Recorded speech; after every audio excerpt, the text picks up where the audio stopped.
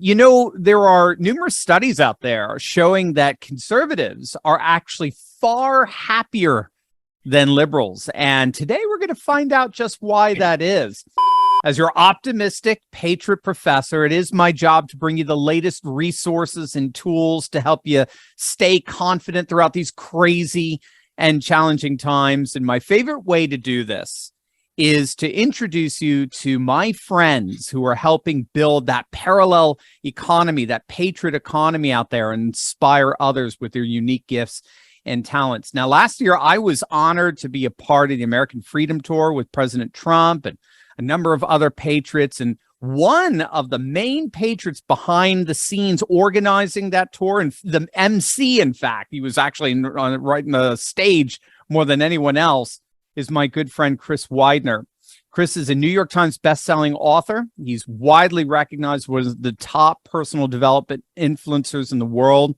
He's been named one of the top 50 speakers in the world, one of Inc. magazine's top 100 leadership speakers, and is a member of the Motivational Speakers Hall of Fame. But most recently, what I'm most excited about is he's the author of a brand new book, 4 seasons, one family story through tragedy and triumph. More than anything, Chris is a patriot, and he's joining me to discuss the important topic of why conservatives are far happier than liberals and how his book addresses that in such an amazing and profound way. So, Chris, welcome, my friend. Great to see you again. Dr. Steve, thanks for having me. Love to see you again. Absolutely. Yeah, I missed our times together. We had many wonderful chats into the wee hours, and let's dive right in here. You know, the University of Southern California and the University of Utah recently published a study in the Journal of Social Psychology and Personality Science that found that people who identified as being politically and socially conservative are far happier, far more satisfied, and have greater purpose in life than their liberal counterparts. So now, of course, this is the opposite of how conservatives are portrayed in the media. As one of the world's top personal development influencers, does that shock you, number one, that conservatives are found to be happier than liberals? And two, what do you make of those studies? Number one, no, it doesn't shock me. Number two, I think you got to unwrap it a little bit. I don't think it's a single quick little answer, but it's not a very deep answer either. But just unwrap it just a tiny bit. First of all, I think it comes down to hope. I think conservatives have hope, liberals don't. Conservatives want to work to make things better. Everything, even though they say they want to make it better, it just ends up dystopian. And it's all about how everything is bad. So it's about focus. Conservatives focus on where we can go and what we can do. And Democrats focus on how bad everything is and how we need to, deconstruct it and rebuild it again. And they create dystopia. But I would go even deeper than that to the philosophical differences between conservatives and liberals. And really, I believe that the great conflict in America today is not right and left, red and blue, Republican, Democrat. It is worldview. And it is the Judeo-Christian capitalistic worldview versus a secular, humanist, socialist, communist worldview. That's the conflict. And frankly, that's why there will never be any agreement. We used to have strategic differences with the Democrats and the Republicans. We both want to do this, but it's how you get there. Now they both view their worldviews as moral imperatives and they're unwilling to bend. So let's take a look at those worldviews. Judeo-Christian worldview is a worldview that's based on hope. Anybody can be happy when things are going great. When things are going great, how's it going? Fantastic. When things are going bad, and Jesus said, in this world, you'll have trouble, but be of good cheer, I've overcome the world. So Judeo-Christian worldview, it's hopeful even in the midst of the struggle. We're supposed to consider it pure joy whenever we face trials of many kinds. Why? The Bible says that trials or suffering produces perseverance, perseverance produces character, and character produces hope. And hope does not disappoint us. So I think that overarching worldview where there's something greater beyond even this world, versus the one that says, this is all we got, make the most of it, eat merry, eat, drink, and be merry. I think that's really the difference between the two and why one is hopeful and the other isn't. It's so interesting you bring that up. By the way, one of my favorite definitions of an optimist that I came across is one who tells you to cheer up when things are going his way. But I think what you're saying has an interesting corroboration with these studies, because they found that actually it was marriage and religion that were huge parts in this happiness discrepancy, as it were, between conservatives and liberals. Obviously, and who believes in marriage and religion? Christians, people of faith, right?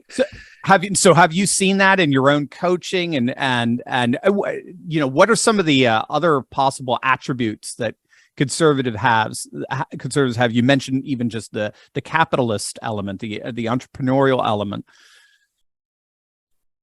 Well, if you think about it, they've even proven that married religious people have better sex than non-married, non-religious people. So in every single area. And the funny thing is that the left can't just see, the proof is in the pudding. And what I always tell people is if God made life and God designed life, then maybe God's book, the Bible, would teach us how to maximize life. And if you live by it, I will oftentimes ask people, what of Jesus's teachings would be bad, would make the world worse? And if we all followed Jesus's teaching, wouldn't the world be better off? And about the only argument against it you get is, we wouldn't be able to have free sex. We wouldn't be able to have, all these kinds of things. It's all, this is what I want. But if we actually narrow down, that's the whole premise of the Christian conservative movement is, life by the book in essence. I think that's what makes us happier. But whether it's business, whether it's, marriage, whether it's, any of those kinds of things, friendships, we experience more when we're operating out of the plan in which we were supposed to operate. Just like, and I know it's a sort of a small little analogy, but if you buy a washing machine, it's going to work a lot better if you put clothing in it with the right amount of stuff instead of, a box of rocks. You put a box of rocks in there, it's not going to work right. And there's a reason why. It's not designed to do a box of rocks. So life is designed to be lived in a particular way. And when we don't, we shouldn't be shocked that it doesn't create all of the emotional happiness and joy that we're supposed to have. And I would say joy even deeper than happiness. Yeah, right. That'll be an important distinction, I think, particularly for your book. I'm reminded of G.K. Chesterton's analysis of rules, particularly divine eternal rules, that even in his age, which was the beginning of the 20th century, there was this notion that rules stifle, rules hold us back. We need to break the rules. And Chesterton said no, that's not how it works. Anything that you want to see freed is freed in accordance with some kind of rule. So a musician learns the rules of the violin, for example. They don't just do whatever they want or whatever comes. Think of what would have happened when Michael Jordan was a little guy. I'm dating myself, obviously, right? But he's a little kid and asked what to do with a basketball, and someone just said, "Oh, just follow your heart, do whatever you want." No, he had to learn the rules. And once he learned the rules, once Yasser Heifetz learned the rules, the order, the symmetries, and so on, the limitations of the instrument, of the violin, all of a sudden, through mastering the rules, they become free. And that's when Chesterton kind of finished his meditation on this with, the more I discovered that Christianity was about rule and order, the more I realized that the chief end of that rule and order was to allow good things to run wild. Yeah. And I'll give you another example. Guardrails on a beautiful mountainous 2-lane highway, right? The mountain that you want to get to the pinnacle of the mountain so you can see the valleys and the beauty and the sky and all that kind of stuff. But you got these back and forth curvy 2-lane road. And by golly, there's a guardrail. How dare they put a guardrail on the side of the... Who do they think they are to put a guardrail on there? What are they trying to keep me from? Well, they're trying to keep you from running off the road and dying. That's how I view a lot of God's law. It's put there to protect us, to keep us on that right road so that we can live that life of beauty and see that life of beauty and joy and all those kinds of things. Because if you get off that road and you go, there were no guardrails though, most of us would drive off the side of the road. We'd never get to the top. So I think that's another very simple analogy of the purpose of quote unquote rules or law of God's law. Yeah, and I love the ascent element in that as well. Yeah, It's beautiful. yeah. So this notion of happiness may feel rather fleeting for a lot of conservatives right now, especially over just the last couple of months, the last few years. It just felt like a whirlwind. And this leads me to your book, Four Seasons, and how the theme you explore on how we should navigate life in such a way where we cherish every moment, not despite the storms, but actually through them. In other words, darkness is part, like you said, in this world, you're going to have trouble, but take heart, I've overcome the world. The darkness is not, Christ hasn't overtaken the world despite the darkness, but actually through the darkness, right? Through the cross. We get to Sunday through Friday. So you wrote this book that explores this notion of joy and happiness, even or deeper, really, joy in the midst of these dark moments. So can you just give us a little, like, what has writing this book taught you about life, especially writing it in the midst of the craziness we've been going through in the last couple of years? Well, I would start out by saying that one of the reasons conservatives struggle with it, one of the reasons conservative Christians struggle with everything that's been going on, is because they are more conservative than they are Christian.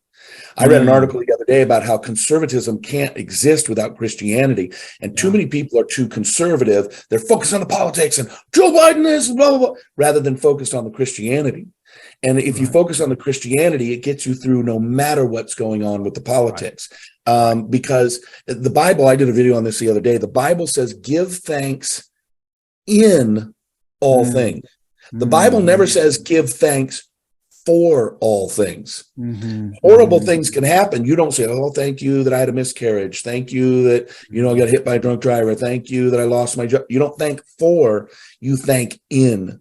And you can be grateful to God for his grand scheme. And I think when we focus on God rather than focusing on circumstances, that's what allows us to experience the eternal joy. And in this book, and by the way, this is the first book I ever wrote. I wrote it in 1995, Steve. I carried it. It's the first book I ever wrote. I carried it around on a floppy disk for 15 years. Then I put it onto a laptop for 3 or 4 years. Then I put it into the cloud when I got Google Drive. And after my last book, my 22nd book, my publisher said, you got any other books? I said, well, I got this one. I was just going to say, because I didn't say that in your intro, and I should say people should know you've since written 21 books. And so this will be so this is your first and 22nd, as it were, or your pre-first, yeah. And so the book is about a billionaire who finds out he has a year to live. That's why I call it 4 seasons. He has 4 seasons left, and he realizes that his money can't do him any good. None of this kind of stuff. And even though it's set in the midst of northern New Jersey, Far Hills, New Jersey, horse country, power, prestige, it's really all of our stories. We all know we're going to die. We just never think it's going to be soon. So you and I are similar age. You're a little bit younger than me, but we go, if somebody said, how much time do you have left? We'd probably both go, 30 years, 25, 30 years, hopefully 25, 30 years. That's going to be about, average for, us. But what happens if it's only 1 year? So we tend to go through, it's really the backdrop. The book is the backdrop of impending doom with the beauty of all these things that happen in our lives. And it's the doom, it's the end date that makes us appreciate all those things, because we might go through Christmas and then you go, well, that wasn't such a great Christmas. We need to make next Christmas better. Right. What if there wasn't a great Christmas coming up? Because there won't be a next Christmas for you. Right. So this man, when he realizes that his money can't save him, he's got a wife and children, and he decides this is what I need to do before I die. And he's got different relationships he needs to tie up and all those kinds of things. But now all of a sudden he appreciates everything because it's the last wedding anniversary he's ever going to go through. His last child graduates. His first grandchild is going to be born, but so it's his last grandchild he'll ever, see. Last Thanksgiving, last Christmas, last Easter. And now, because of the end date, they become extraordinarily precious to him. What would happen if we viewed each and every moment in our lives with that preciousness even though we don't know that we're going to die soon, we're going to die maybe 20, 30 years from now. It's really about putting our mind into the now and experiencing and enjoying life now instead of down the road, because there is no guarantee of down the road. Yeah. It is so fascinating that when confronted with death, we do actually die, right? We have to die to self in order to live. The one who seeks his own life will not find it, but the one who loses his life is the one who finds. We have to die to self. It's such a fascinating thing when I was listening to you explain that, because his last Christmas or his last Easter, in many respects, is his first. He's finally experiencing it the way you're supposed to experience it, with all the joy and all the gratitude and the sweetness, the excellence, the beauty of it all. The last is first. It's really quite beautiful, and like you said, it's a magnificent lesson for so many conservatives right now who are living in a bit of despair. And one of the things I try to explain to them is you don't understand. We've already won. If you have the Christian worldview, we've already won. It's the kingdom is coming. It's in us. It's coming more and more through us, and we've already won. It's just a mop up situation here. But we are so materialistic. We're so materialistic that we don't feel like we've won, because we expect all these positive things to happen.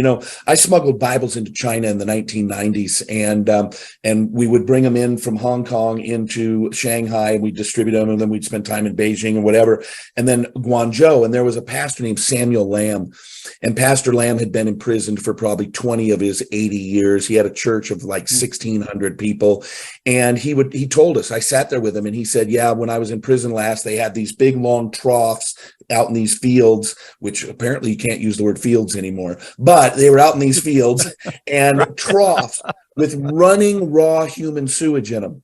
And these pastors were put in these troughs to shovel up to their knees, shoveling raw human sewage and urine and all that kind of stuff. And I said, what did you do to get through it? And he said, we sang hymns. Yeah. And I said, well, what was your favorite hymn to sing? And this is the irony, and this is the difference between persecuted Christians and wealthy, affluent American Christians. He said, my favorite song to sing was In the Garden. And I'm like, he's in a trough of human excrement singing In the Garden. Yeah. And I think that when you are stripped of all those, materialistic things, and you realize all you really have left is God, that's when you see God and you appreciate everything that you have.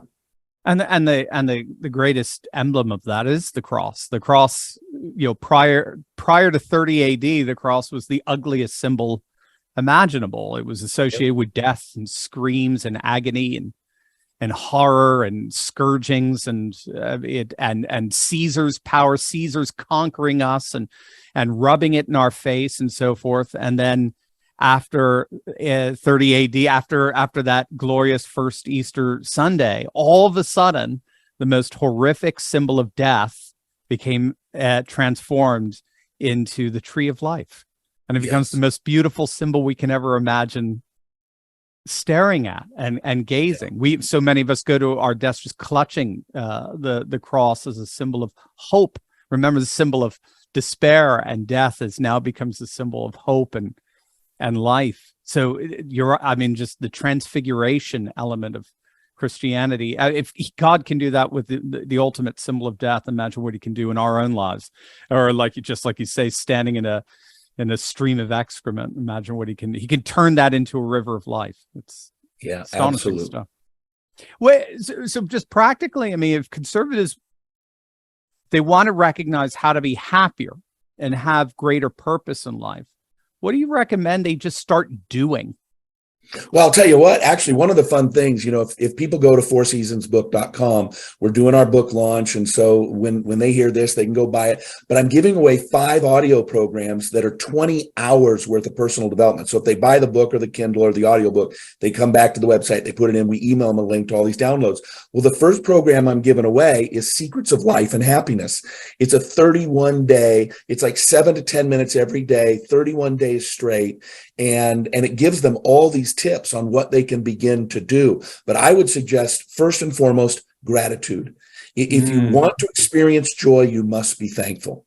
If you are not thankful for what you have, no matter what you have, you will never be able to be filled with joy or happiness, because it's gratitude, it's recognition of what we have. And the problem is, for a lot of Americans in particular, but humans in general, is we always look up the food chain instead of down the food chain, right? We look at the guy who has more than us.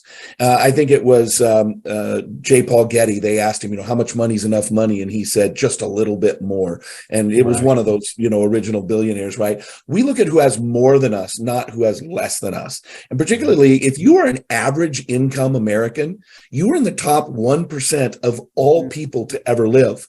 And in terms of possessions and experiences and, all these kinds of things. In fact, I saw a study, probably 6 months ago. They compared the lifestyle of John D. Rockefeller, the first billionaire, with the average lower middle class person in America today.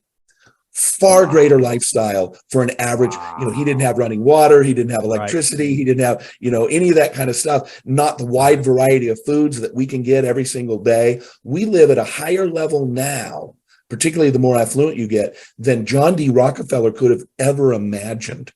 And yet we complain about our lifestyle because we're always looking at somebody who has more instead of all the people who have less. So I really always try to focus on looking sort of down the ladder rather than up the ladder. And it makes me appreciative. And, there's two ways that looking up or looking down can go. If I look up, I could become ambitious, which is a good thing, or I could become jealous, which is a bad thing. If I look down, I can become humbled and grateful, or I can become proud because those people aren't as good as me. It always comes back to our heart and our position with our heart with God to determine. But I always tell people, look and see what you have more than so many other people, and it'll make you feel grateful. Wow. If you don't mind, I'd like you to repeat how people could get more plugged into your training. I don't know if you remember backstage. I think it was, I can't remember which AFT event it was. They all blend together, right? But I was actually, I don't know if you remember, I think it was Dinesh D'Souza, somebody was up there speaking, and you and I were back in the green room, and I was totally like picking your brain on how to be a better speaker. Guys, if you haven't seen Chris speak, if you punch in Chris Widener on YouTube, you could see him give a speech. He'll blow you away. He's such a good speaker. How can people get more plugged into your training? And you have these special bonuses, and they can get the book. Give us and actually, I'm going to link down below on this video for people to click on. But just in general, how can they get more involved in what they could go to fourseasonsbook.com, and they'll end up being able to get those, like I said, 20 hours. We've got Secrets of Life and Happiness. We've got the Ultimate Success Series, which is leadership, wealth building, time management. We've got one specifically on leadership, which is like 11 hours if you want to become a better leader. We've got interviews with successful people, successful business people. It's really a pretty amazing little package. But I'm on the internet like everybody else, chriswidener.com. I do personal coaching for executives who want to take their life to the next level. Lots of different ways. If somebody has a company and you'd like a great speaker, I've been canceled a lot, Steve, because of my political positions. Your affiliations, yeah. And so if you are conservative and you're involved in any way, shape, or form and bringing in outside speakers, I was just named by Success Magazine as one of the top 10 sales speakers in the world. So wow, a lot of it based on my book, The Art of Influence. But chriswidener.com, chris@chriswidener.com is my email, and would love to come and speak for your organization and help you grow. But fourseasonsbook.com is where we're starting with the sale of this book. Jump on over as soon as you see this, because it's a limited time offer to get all those 20 hours worth of programs. Absolutely. I know you guys, there's a lot of you out there who love Dinesh D'Souza as well. Chris is going to be on with Dinesh, I think in the next week or so. Next week. Yeah. So as you can see, he makes his rounds among the influencers, gang. Now you know why patriots are far happier than liberals. We are in touch with an internal point of reference by which all sorrow can be transfigured into life and light. So don't let the woke mainstream media manipulate you into believing that we're a sorry bunch, a morose bunch. You could get that daily reminder just by clicking on the link below, ordering Chris's wonderful new book, 4 Seasons, and get plugged into all the wonderful things he's doing. He is the real deal, gang. I've hung out with Chris a lot, and he is amazing. I could talk to him for absolutely hours. I couldn't recommend anyone's services more. Again, I'll link in the description below, a hyperlink where you can get in touch with him and grab his book and participate in all this wonderful free stuff he's giving. Christopher, thank you, man. It's awesome. Thanks, Dr. Steve. Appreciate you. You bet. You bet. You're a treasure, my friend. God bless, man. Thanks.